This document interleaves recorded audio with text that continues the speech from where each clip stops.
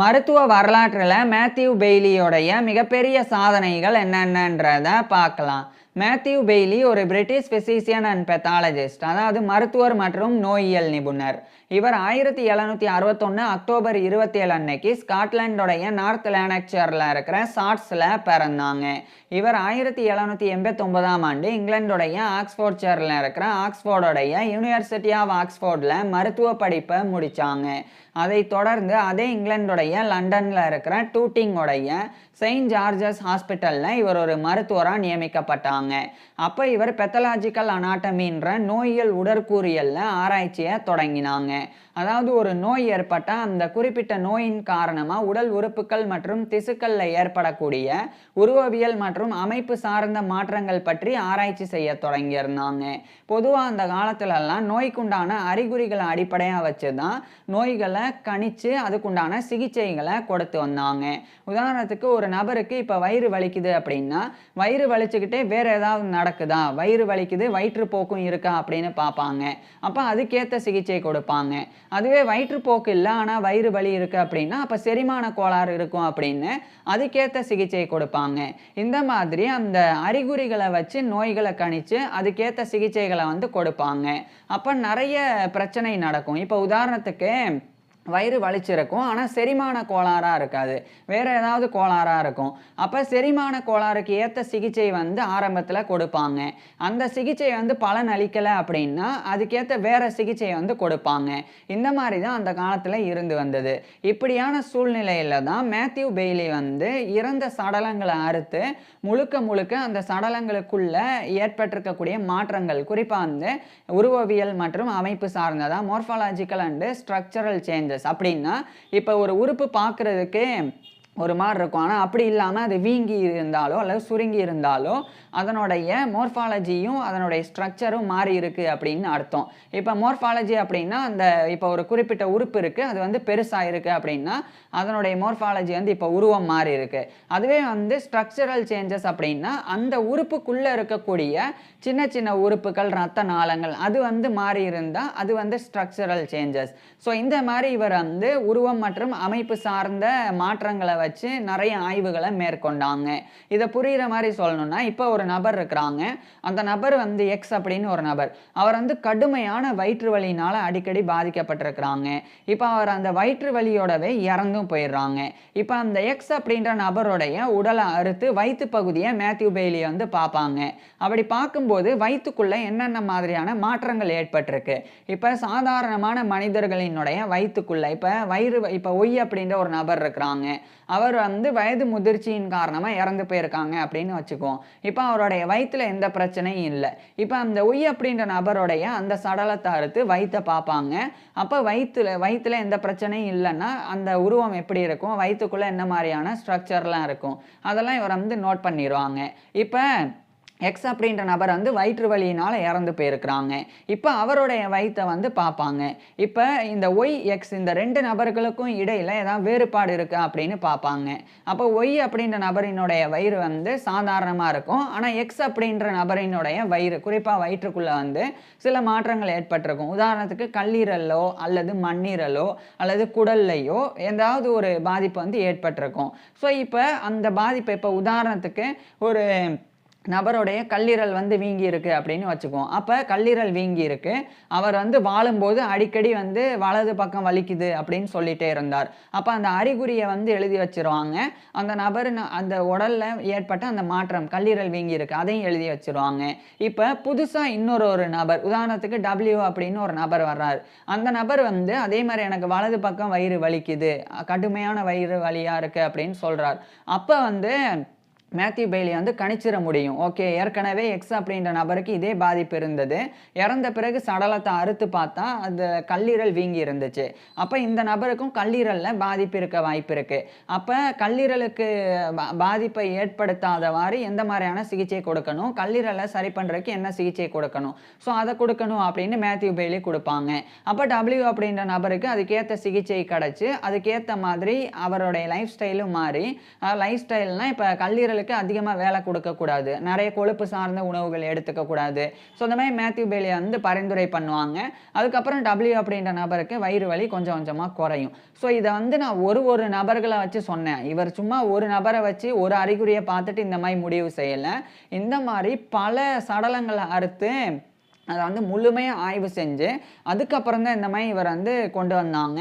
So ஒட்டுமொத்தமாக வெறும் அறிகுறியை மட்டும் இல்லாமல் அறிகுறிகளுக்கும் அந்த உடல் உறுப்புகளுக்கும் இடையில் உண்டான தொடர்பை இவர் வந்து விளக்கினாங்க.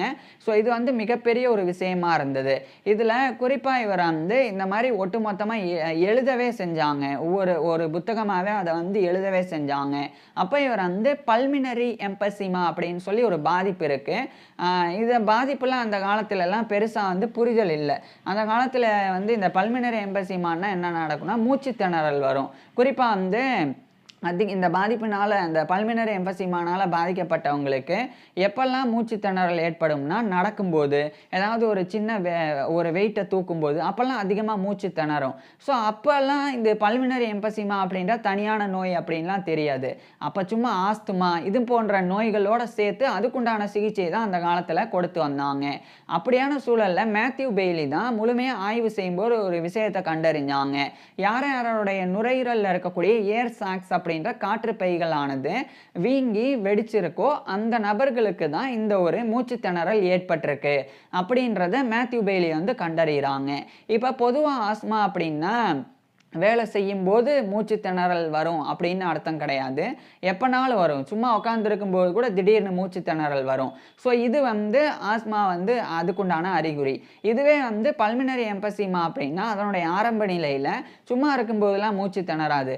ஏதாவது ஒரு வேலை செய்யும்போது அப்போ தான் வந்து அதிகமாக மூச்சு திணறும். அப்போ இந்த அறிகுறிகள்லையே டிஃபரன்ஸ் இருக்குது பாருங்கள். ஸோ அப்போ இந்த அறிகுறிகளை வச்சு அப்போ இந்த மாதிரி ஒரு டிஃபரெண்ட் இருக்குது அப்படின்னா அப்போ நுரையீரலில் இருக்கக்கூடிய ஏர் சாக்ஸில் வந்து பாதிப்பு இருக்கு.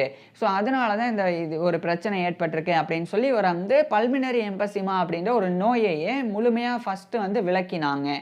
ஸோ ஆஸ்மா போன்ற மற்ற நுரையீரல் பாதிப்புகள்ல இருந்து பல்மினரி எம்பசிமா அப்படின்னு ஒரு தனியான பாதிப்பு இருக்குது அப்படின்ற இந்த ஒரு நோயை தனியாக இவர் வந்து பிரித்து காமிச்சாங்க.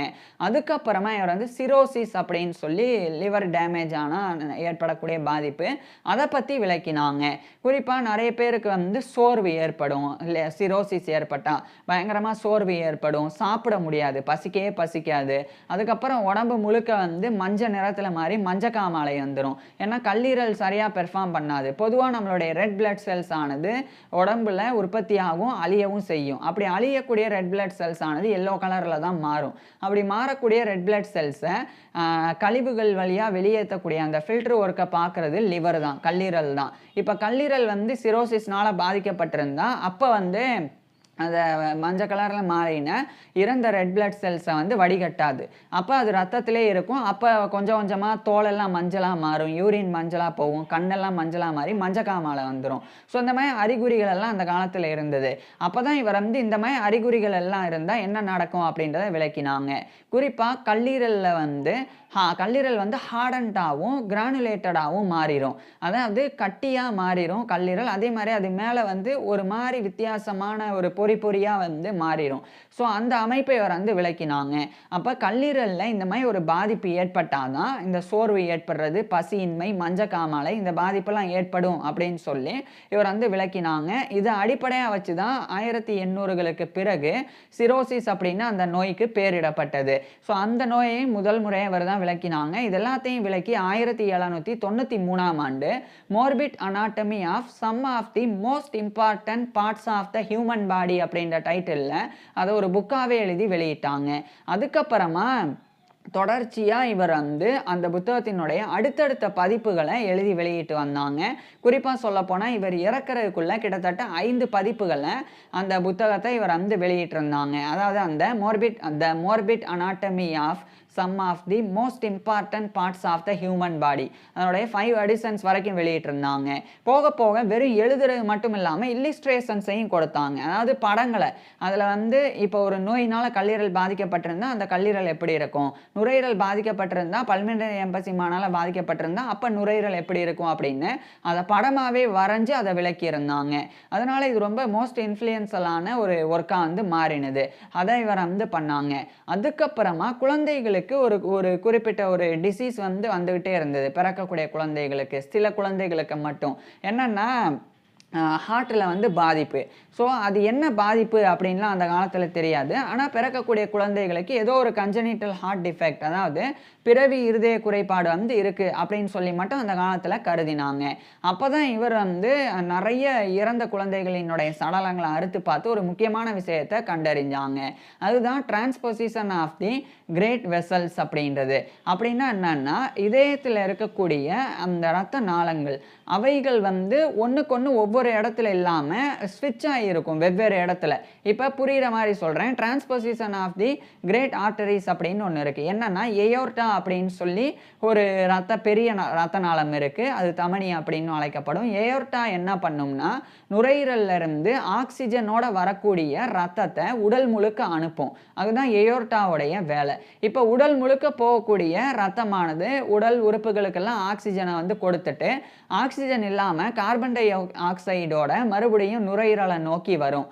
அப்போ பல்மினரி ஆர்டரி அப்படின்ற இன்னொரு இரத்த குழாய் தான் அந்த ஆக்சிஜன் இல்லாத ரத்தத்தை நுரையீரலுக்கு அனுப்பும்.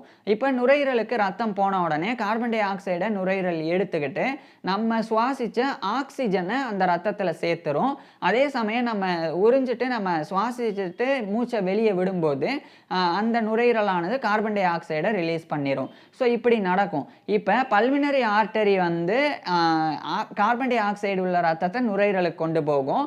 அதுக்கப்புறம் நுரையீரல்ல இருந்து ஆக்சிஜன் கிடைச்சதுக்கப்புறம் அந்த ரத்தத்தை எயோர்டா தான் உடல் முழுக்க அனுப்பும். இதுதான் வேலை, இந்த 2 கிரேட் வெசல்ஸோடைய வேலை. சில குழந்தைகளுக்கு மட்டும் பிறக்கும் போதே சில குறைபாடு இருக்கும். அதுதான் என்னன்னா, இந்த எயோர்டா வந்து வேறு பக்கம் அப்படியே மாறி இருக்கும். பல்மினரி ஆர்டரி வந்து வேற பக்கம் திரும்பி இருக்கும். அதாவது இப்போ இந்த 2 வெசல்ஸ் வந்து இப்படி வரிசையாக இப்படி தான் இருக்கணும் அப்படின்னு வச்சுக்கோங்க. இந்த 2 விரல் வந்து 2 ரத்த நாளம் அப்படின்னு வச்சுக்கோங்க. இது ரெண்டுமே வந்து அப்படியே இன்டர்சேஞ்ச் ஆகிருக்கும். அதாவது இது இருக்க வேண்டிய இடத்துல இது இருக்கும், இது இருக்க வேண்டியதில் இது இருக்கும், இப்படி மாறி இருக்கும். இப்படி மாறினா என்ன நடக்கும்? எயோர்டா வந்து ஆக்சிஜன் ஏற்றப்பட்ட ரத்தத்தை உடல் முழுக்க அனுப்பாமல் ஆக்சிஜன் இல்லாத ரத்தத்தை அப்படியே உடல் முழுக்க அனுப்பும். அதுவே வந்து இப்போ ஆக்சிஜனோட இருக்கக்கூடிய ரத்தத்தை பல்மினரி ஆர்டரி நுரையீரலுக்கு அனுப்பும். ஸோ இப்படி கண்ணா பின்னான்னு மாற்றி நடக்கும். அப்போ என்ன ஆகும்னா, இப்போ எயோர்டா வந்து ஆக்சிஜன் இல்லாத ரத்தத்தை உடல் முழுக்க அனுப்பும்போது உடல் உறுப்புகளுக்கு தேவையான ஆக்சிஜன் கிடைக்காது. அப்போ குழந்தைகளினுடைய உதடு கையெல்லாம் அப்படியே கொஞ்சம் கொஞ்சமாக வந்து ப்ளூ கலரில் மாற ஆரம்பித்து குழந்தைகள் இறந்து போயிடும். ஸோ இதை வந்து முதல் முறை இவர் தான் விளக்குறாங்க. ஸோ சும்மா வந்து பிறவி இதய குறைபாடுன்னா அது அப்படி கிடையாது, இதயத்தில் என்ன குறைபாடு இருக்குது அப்படின்னு சொல்லணும் அப்படின்னு இவர் விளக்கினாங்க. அதுதான் என்னன்னா transposition of the great vessels. அதாவது ஒரு ரத்த நாளம் ஒரு இடத்துல இல்லாமல் வேறு ரத்த நாளம் இருக்கக்கூடிய இடத்துல இருந்து அந்த வேற ரத்தமானது இந்த ரத்த நாளம் இருக்கக்கூடிய இடத்துக்கு மாறுறது. ஸோ இப்படி மாறுறனால ஏற்படக்கூடிய பாதிப்பு தான் இந்த டிஜிவி அப்படின்னு சொல்லி இவர் வந்து விளக்கினாங்க. இது வந்து மிகப்பெரிய ஒரு விஷயம். ஏன்னா இது விளக்கப்பட்ட பிறகு தான் இந்த குழந்தைகளுடைய உடம்புலாம் ப்ளூ கலரில் மாறி குழந்தைகள் இறந்து போகிறாங்க ஆக்சிஜன் கிடைக்காம அப்படின்னா, அப்போ இதுதான் அதுக்கு காரணம் அப்படின்னு சொல்லி அதுக்கப்புறம் தான் புரிஞ்சது. அதுக்கப்புறம் புரிஞ்சனால தான் இப்பெல்லாம் வந்து நிறைய சிகிச்சை முறைகள் கொண்டு வரப்பட்டிருக்கு. குறிப்பாக வந்து ஆர்டீரியல் ஸ்விட்ச் ஆப்ரேஷன் அப்படின்னு ஒன்று இருக்கு.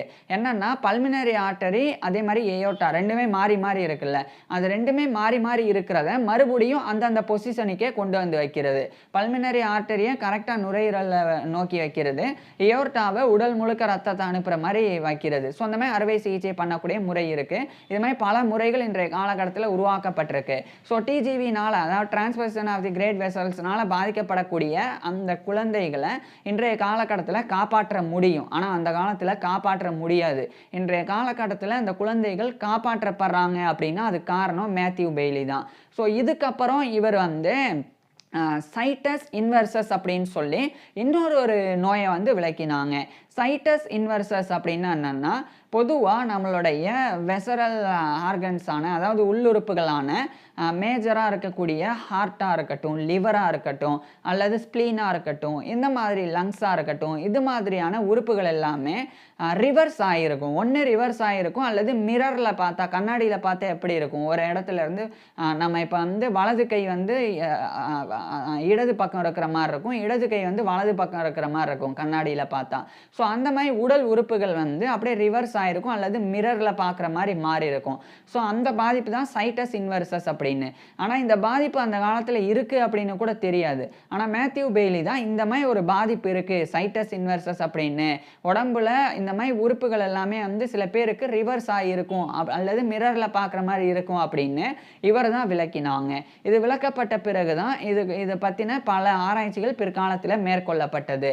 இந்த மாதிரி மருத்துவ வரலாற்றில் இவ்வளோ விஷயங்களை பண்ணி இவ்வளோ சாதனைகளை மேத்யூ பெய்லி செஞ்சாங்க. இதனால் 1810 இந்த காலகட்டத்திலெல்லாம் அப்போதைய பிரிட்டனுடைய கிங்காக இருந்த கிங் ஜார்ஜ் III அவருக்கு உண்டான பர்சனல் ஃபிசிஷியனாகவே இவர் வந்து நியமிக்கப்பட்டாங்க. அதுக்கப்புறம் கிங் ஜார்ஜ் IV இவர் வந்து ஒரு ஃபிசிஷியனாக நியமிக்கப்பட்டாங்க.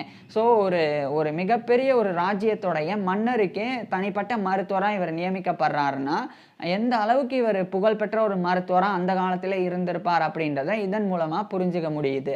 ஸோ இப்பேற்பட்ட மேத்யூ பெய்லி இறுதியாக 1823ஆம் ஆண்டு செப்டம்பர் 23 அன்னைக்கு இவருடைய 61 வயசில் இறந்து போனாங்க.